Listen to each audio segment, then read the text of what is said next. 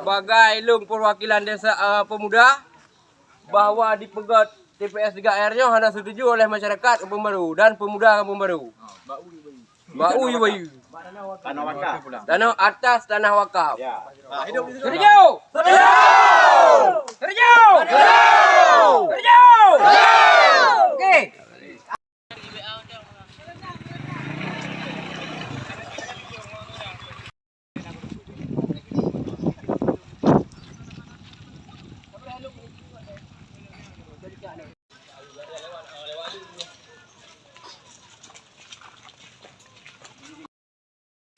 Pengolakan DPS 3R di desa Kampung Baru. Anak muda mandu mana setuju? Ada setuju?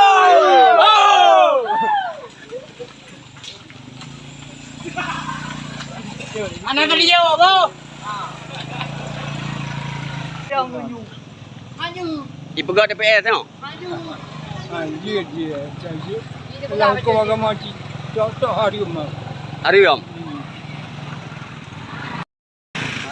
Nak pegat tempat bah bro. Hanya janji pegang demo ni. Anjur. Han setuju ah. Ni ngempung. Kian ngembung.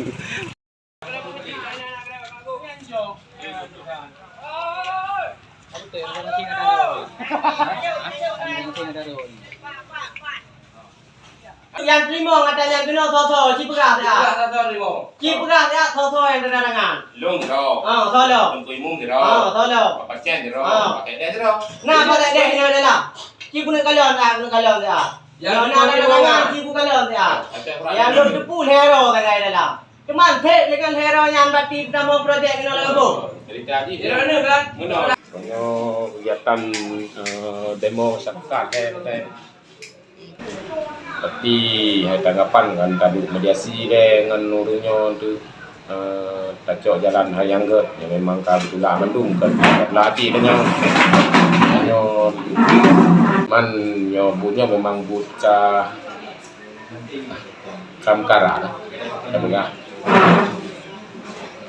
sama kibat lah untuk mempengaruhi perusahaan memang karena nyo getem di pemudanya lagi anda cok sikapnya tadi di posek mungkin tu anjir pegah ini bab kadu dan orang mana